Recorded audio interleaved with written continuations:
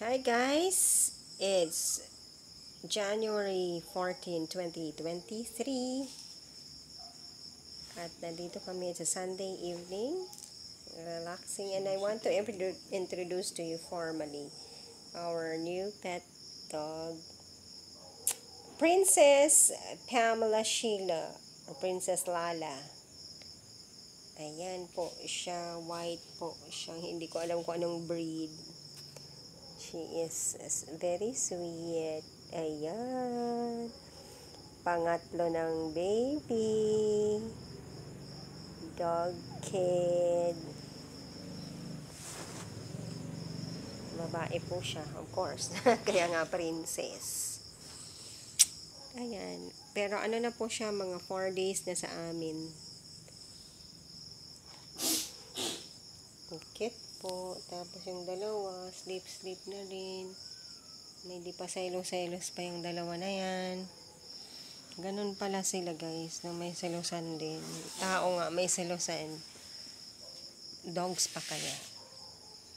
So, wala tayong masasabi dyan. Kapantulog na tayo. Just relaxing lang muna before going to sleep. And perhaps, kung allowed pa ng ng low, battery charge, we'll watch at least one movie.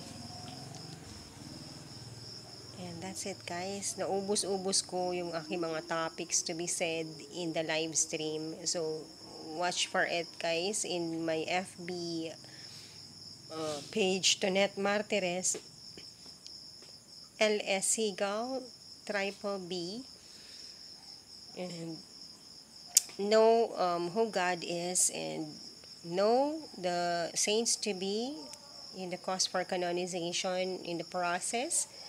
And of course, we could not get away with not giving inputs also of our actual experiences, spiritual journey in this life. So this is Minister Antonia Oliva Martires of Elohim God the Father Mercy Prayer and Healing Ministry, saying a happy Sunday night to all of you. And of course, I'm saying hello and been praying for all of us. We just lost our pretty cousin at the age of 51, has lived a full life. I used to be vice president of the company of her father, the GRM International Incorporated, customs brokerage and freight forwarding company, who has been in the industry for more than 40 years. At yun po, with a sad heart, of course, no matter what, we could really miss her. And I could feel also some of her friends, her batchmates, sila Tintin Bersola Babaw, sila yung mga former classmate in AIM. And of course, we pray. Pero yung input ko lang po dyan, we need to let go. Pati kasi ako, no? It's but normal. Para kaming yan magkakapatid. Even if for the last 10 years or so, hindi kami niya nagkausap before she left for British Columbia. Nagkasigawan pa kami over the phone. I just lost my dad that time, so 2014. So, but anyway, in my heart, okay naman yun. And it was really already a goodbye that time. I didn't know that my cousin was suffering cancer. So, we respect the privacy that her family has exercised, and it was their right naman. So anyway, I prayed for her. I already saw visions about her when I tried to contact in the IG of her kids. And so I prayed already, pero I kind of forgot about her. No, but I always say in my prayers, my kins and blood relatives who might be suffering, no? Some of them, I do not know if they passed away already. So I say, those who might be suffering souls in purgatory or those who are suffering cancer or whatever illnesses. But then again, I want to remind everyone, no, everything really depends on the will of God.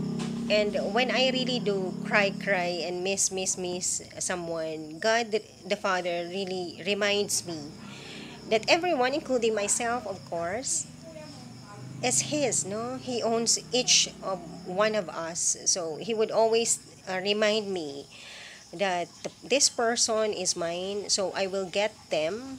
I got him or her when I want it and how I want it. So siguro yun lang po yung magiging input ko to everyone who has lost someone. Of course, starting off with her own family. It is so hard, no amount of words could really, explain the pain. But at the same time, giving these inputs, I hope that everyone will be healed, will be empowered, and will be enlightened. No, that that is the statement of the Lord God. When I miss so much someone, God would say that's attachment, and it's a big no-no. God is a jealous God. So, ganun na lang guys. If we feel we really miss the person, okay, cry it out. But cry it out to God the Father. Bring back to Him our pain. So, you will have to pray and tell God that God the Father is so painful, and I offer to you this heartache. You know, she is my mom, she is my wife, no? Example. So, that is what God calls attachment. Pati po ako na nafe-feel ko yan. And kanina, I made a prayer of deliverance. I hope it would reach other people. Because for several days, I also felt depressed.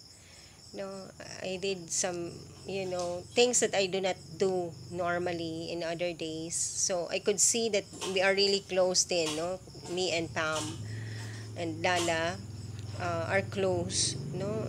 He was with me. So I have to make that prayer, and I could see a lot of people, of course, experiencing the same.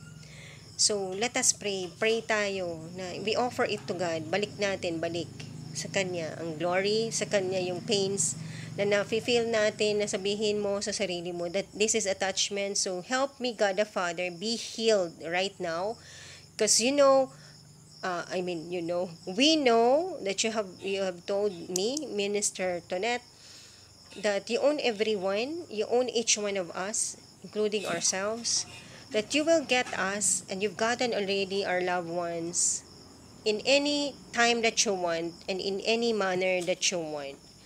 So, your will be done, O Lord God. And I hope you all be healed too with such prayer in the name of the Father, and of the Son, and of the Holy Spirit. Amen. In the name of the Father, and of the Son, and of the Holy Spirit. Amen. So, if you happen to believe in some of my inputs that might help you, because I too had counselings also with other with other people like priests, even over the phone, yung mga naunang nawala. It's really parang traumatizing. Basta there is temptation pagka we do not deal with it with prayers, and without asking God the Father who owns each one of us. So, God bless. I hope you'll find good counselor or priest within your area. Resort to a good holy confession. And again, if you think that my inputs might help you too, just PM me in my FB page, Tonette Martires, or you may call me up, and I hope that my cell phone is open, no, and it has a charge, because if not, of course, you cannot reach me. So this is the mobile number, TNT Smart Philippines, 0981 177 4012. Have a nice Sunday evening, and we carry on. Tell yourself that you are also owned by the Lord God, like the loved ones that already gone ahead of us. So tell yourself that God has a design for you. So we need to move on, and we still need to live in accordance to the will of God, what it is that He has designed for us, and the things that we need to do, to say, and to think. And of course, kung ano-ano pa yung ano niya. Basta, your will be done, O Lord. And heal me. So sabihin mo ganon, heal me, O Lord, in Jesus' name. With the help of the Blessed Mother, cover us, O Mama Mary, with the mantle of your maternal protection, love, and providence. Amen. Glory to the Father, and to the Son, and to the Holy Spirit, as it was in the beginning, is now, and will be, forever. Amen. In the name of the Father, and of the Son, and of the Holy Spirit. Amen. In nomine Patris, et Filii, et Spiritui Sancto. Amen. Sa ngaran ni Ama, asilin aki, patin an Espiritu Santo. Amen. God bless and be healed.